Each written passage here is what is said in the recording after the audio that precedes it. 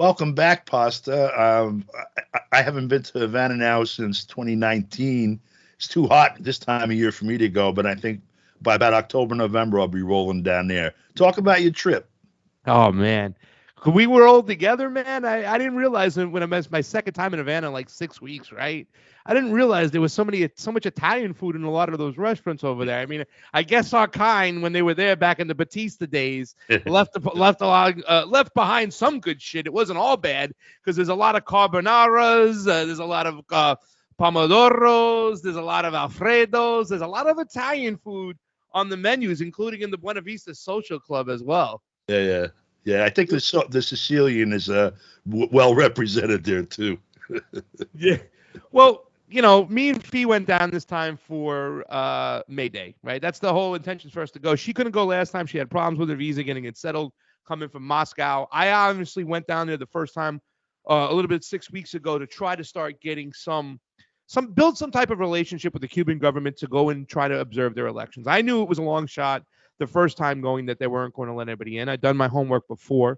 It was very different than Nicaragua, Honduras, Peru, Colombia, and Brazil, where a gringo like me who didn't speak the language could pull some strings, make some noise, and then get some access to elections. Right. Especially in the case of Nicaragua, where they wanted that. They say, bring them in, let them come in. We'll give them full access. Don't just observe, scrutinize. They had done their homework. They understood how elections were in the United States compared to their elections, which they ran, which were quick, fast, transparent. Uh, Results that night. The whole system set up was just beautiful. They wanted to showcase that. So I wanted to get into the Cuban elections, and that's why I went last time. This time, I wanted to do my due diligence. We've had conversations just off the record, guy to guy about Cuba, and you educating me on the history and me telling you my point of view and what's going on today and why I want to continue to go back to Cuba. But going back for this particular time, it was May Day, was to understand about the workers' movement there, right? That's what May Day was all about, to get a feeling of like, okay, let me put the election stuff aside. Let me take more in the culture. Let me take more in the whole ideology, what Cuba's been going through since the embargo, since the revolution, how the workers are united, and let me go there. But, Don, as you know, Rage Against the War Machine style, how we're not necessarily with some cliques and some crew that do have a lot of access to Cuba right now. However, when I was leaving, I saw a lot of the people from these, the People's Forum, the PSL people, the Answer Coalition, that type of crap. People have been doing their due diligence and doing their work and going there, and understanding what's going on. Hopefully, maybe in due time, they will, if they can find a way to grow and influence to get that message across, it will be more effective. But right now, at the very least, they show up. They actually were in a room with Diaz-Canal. They had meetings and whatnot. May Day was unfortunately canceled, right? Yeah. Now, they said it was because of the weather, and I think they just picked up on the 5th, and they kind of went around the Malecon, did some type of action where a lot of workers came and sat in. But there was a lot of speculation of why it was canceled. And a lot of people feel, they said the weather was an excuse, but it was a beautiful day on May 1st. Beautiful, Don. Me and Fiorella went out. We went to the Malecon. We did some things. I'll get back to that. But they had canceled the day, and they said it was because of weather. I think it was because of the petroleum crisis. Yeah. Because they couldn't get a lot of people from different parts of the country to Havana to show a strong May Day because there were long, Don, ridiculous lines of people waiting to get petroleum over there. The embargo has hurt, and that is the area that hurts most. If you take a cab in Cuba, when we go together as paisans, we go around, you can get business cards from certain drivers. You know what I'm saying? I have them around here and everything, whatever, business cards from certain drivers, and call them to have you pick you up. You usually want to get the guys who have the Japanese cars that are good gas mileage, because the old cars that are there, they charge you an arm and a leg. Yeah. And it's only understandably so because gas is high, it's hard to get, and there's a crisis going on. So that is something that is happening over there, and that's why I believe they canceled May Day. You've got a triple whammy going on too there, because you've got the embargo against Cuba. You also have the embargo against Venezuela, which was providing assistance, particularly with petrochemicals, and also embargo against Iran with the same this. So what they're doing after they shut down their ability to deal with the stuff themselves, they start shutting down their ability to deal with others too, and it's starting to be felt. Yeah. Oh, definitely. And just to piggyback on that, that was the one thing that I saw that was really, like I said, my experience with Cuba, and I've talked about it before. You don't see homeless people in Cuba. That's right. There is a lack of supply chains that have hurt in Cuba as far as, imports are there. And so certainly when it comes to food, talk to people who are pro-revolution, older folk, in Cuba. And, they have told me plain and simple that, this is the hardest it's ever been with their supply chains. And, they're getting less rice, less beans, whatnot. We also talked about the fact that they shut down the island for 6 to 9 months during COVID. Could that have had effect?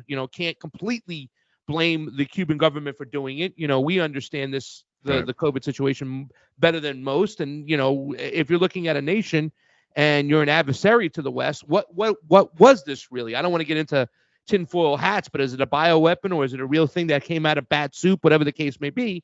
You had to consider that, the government had to look at it like that and prove otherwise. Otherwise, you get wiped out, and it's like, oh wow, we should have done this. Well, I mean, listen. You want to say it's gambling or not? A lot of people talk about the way DeSantis did it here. He knew in Florida that he couldn't shut down the economy; we'd crush it, so he took a chance and left it open. Nicaragua made some of the same kind of same type of gamble where Daniel Ortega said, "Hey, listen, Nicaraguans got to eat, so Nicaragua's not having a lockdown." Yeah. So, that kept them afloat and kept them going. So we can always sit there and second guess, play Monday morning quarterback. Right. But that's the position they're in now, and that's what they're dealing with. But my particular situation, Don, is that I'm doing this work. Me and Fiorella are doing this work on our own. We have no help. We have no, we've tried to reach out. We do what we can. We're trying to meet connections. We're trying to do our own thing. But we're on our lonesome. We go out there and we're doing our work the best we can, trying to make some progress, getting closer to the Cuban government to allow them to have access to journalism, to elections, to the whole 9 yards. So that's what we're doing over in Cuba, and that's what we experienced over there. So my friend Dave, the bass player, was down there while you guys were down there, and he told me that one of the obvious problems in Havana particularly is because of the fuel, they've had to cut back garbage collection to once a week.